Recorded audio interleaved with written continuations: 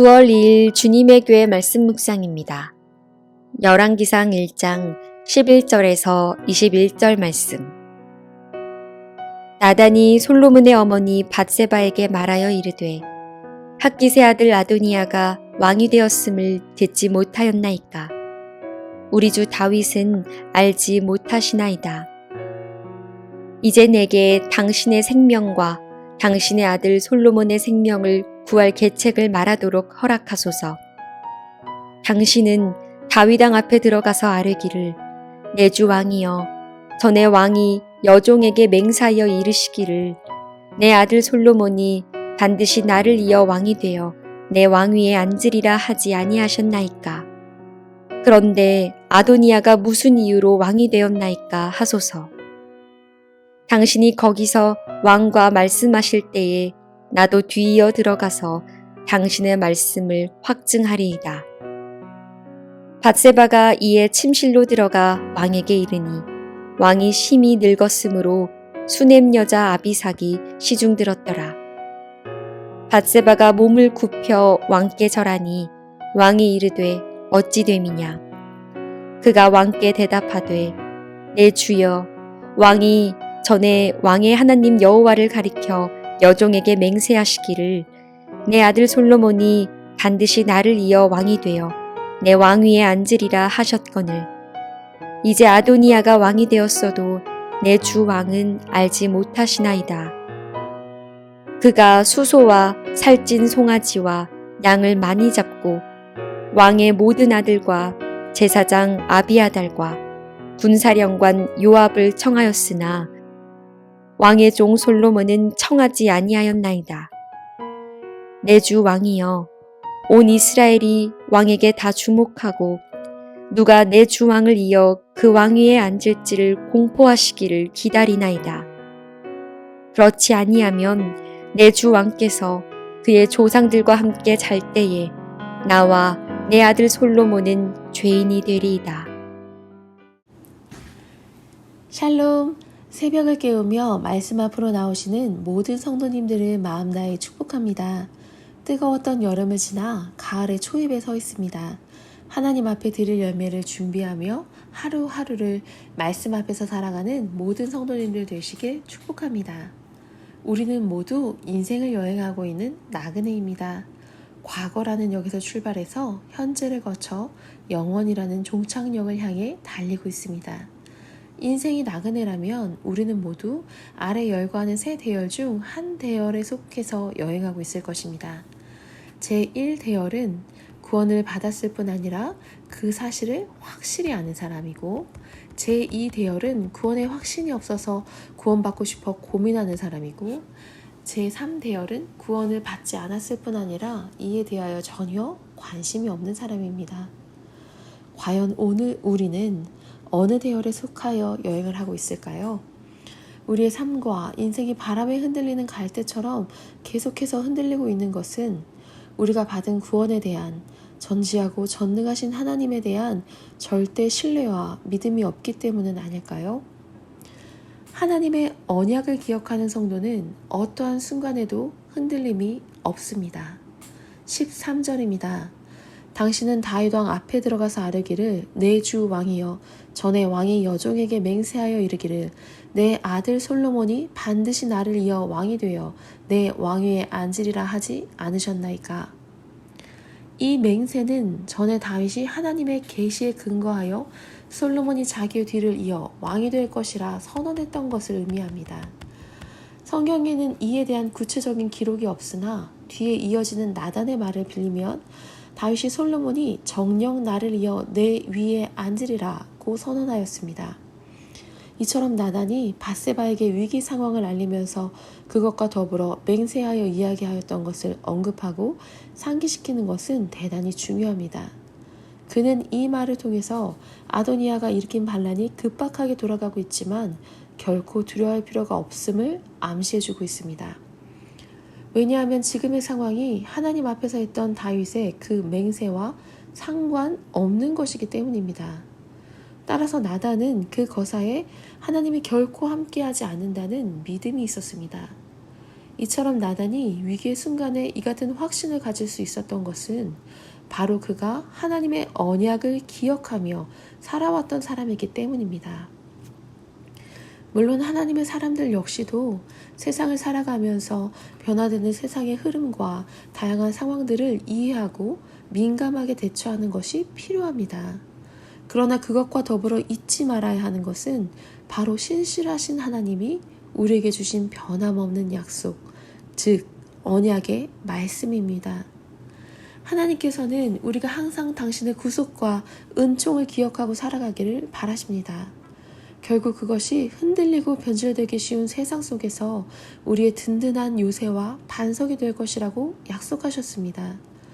구약을 보면 하나님께서 이스라엘을 향해 안타까운 마음으로 자주 반복해서 표현하신 말씀이 있습니다. 그것은 너희가 기억하지 아니하는도다 라는 탄식의 말씀입니다.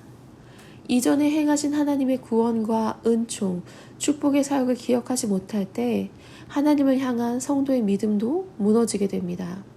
그리고 그 믿음이 무너질 때 세상의 풍파에 요동하며 결국 하나님을 떠나게 됩니다. 그러나 하나님의 은혜와 축복, 언약의 말씀을 기억하는 성도들은 어떠한 환난과 풍파 속에서도 흔들리지 않습니다.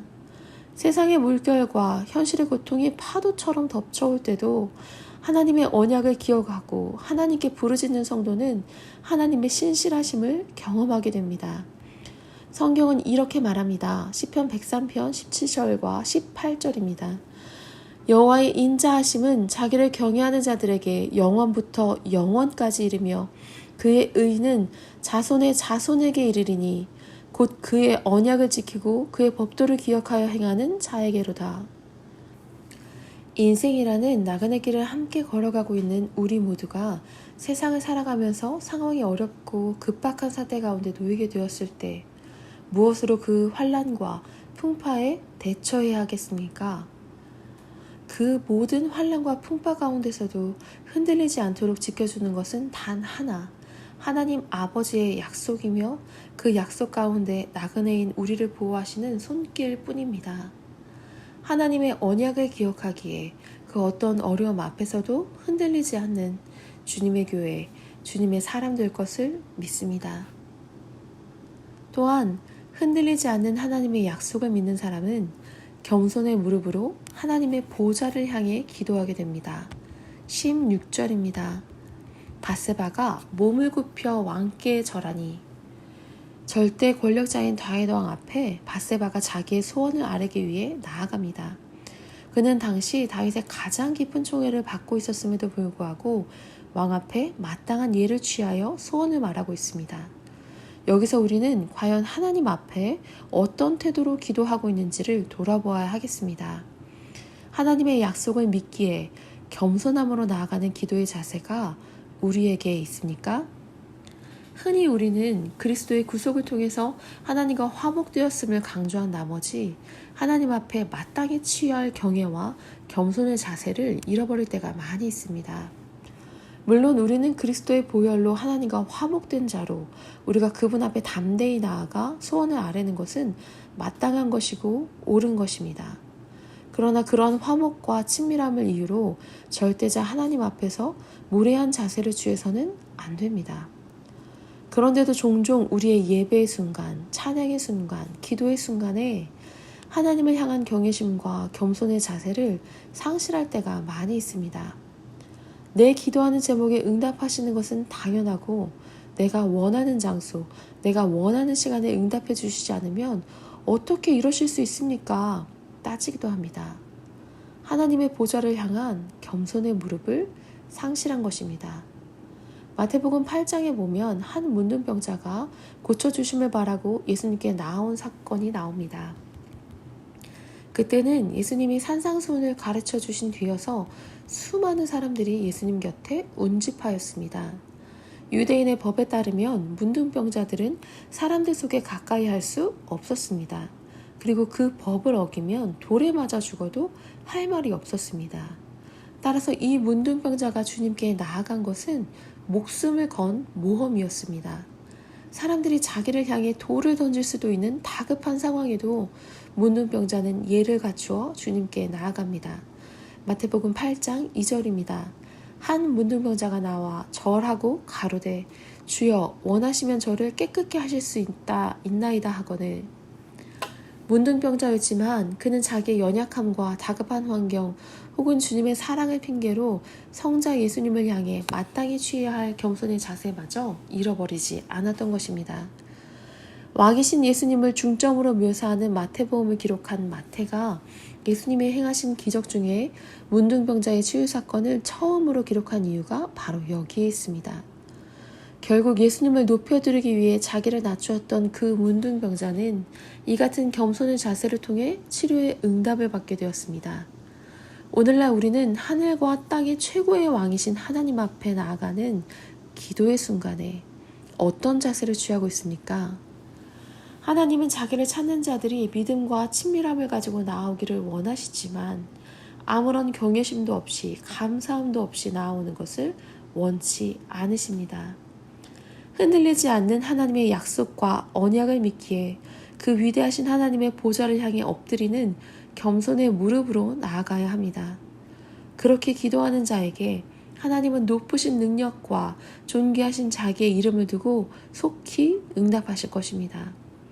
언제나 겸손한 무릎으로 하늘 보좌를 향해 나아가므로 기도의 응답을 경험하는 주님의 교회, 주님의 사람 될 것을 믿습니다. 함께 기도하겠습니다. 은혜가 풍성하신 하나님 아버지, 너무나 빠르게 변해가는 시대를 살아가고 있습니다. 그 자리에 서 있었을 뿐인데 한참이나 뒤로 밀린 것 같은 불안함에 초조해지고 다급해질 때가 너무 많이 있습니다. 시대의 흐름에 밀려나지 않기 위해 이리저리 흔들리다가 그제서야 여전히 그 자리에 계신 십자가로 우리의 시선을 돌리는 연약한 인생을 용서하여 주시옵소서. 흔들리지 않는 하나님의 약속과 언약을 기억하며 인생이라는 나그네 길을 씨름하며 달려나아가게 하옵소서. 언제나 겸손히 무릎 꿇고 우리의 모든 필요를 채우시는 신실하신 하나님이심을 기억하며 넘치게 채우실 하나님을 경험하는 삶 살게 하옵소서. 우리 모두에게 그렇게 은혜 주실 하나님을 기대합니다. 역사하여 주시옵소서. 감사합니다. 예수님의 이름으로 기도드렸습니다. 아멘. 이 시간 주님의 교회와 몸과 마음의 고통으로 씨름하고 있는 환우들을 위해 함께 기도하겠습니다.